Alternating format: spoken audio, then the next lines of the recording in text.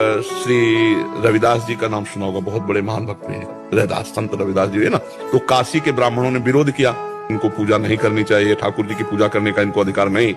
तो बादशाह अन्य धर्मावलंबी था, तुरंत बुलाए गए रविदास जी। ब्राह्मणों की ऐसे पंक्ति बैठी और उनसे कहा कि आप ठाकुर सेवा क्यों करते हो? उनका हमारे ठाकुर है, वो करवाना चाहते इसलिए ठाकुर सेवा करते हैं। तो ब्राह्मणों ने कहा तुम मतलब शास्त्र विरुद्ध तुम आचरण करते हो और राज्य में बहुत बड़ा अनर्थ हो जाएगा। तो वो अपने भाषा से समझाया।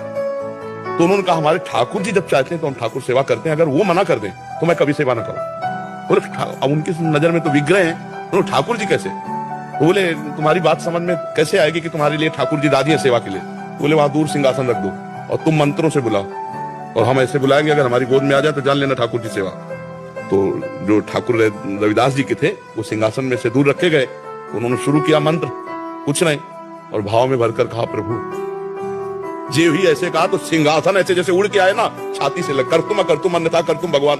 तो ब्राह्मणों ने फिर बात रखी कि ये इनके ठाकुर ने कुछ जादू टोना किए होंगे, हम अपने ठाकुर लाते हैं। तो अपने ठाकुर लाए और मंत्र बादशाह के सामने, पर फिर जे ही ऐसे भाव में किया ठाकुर।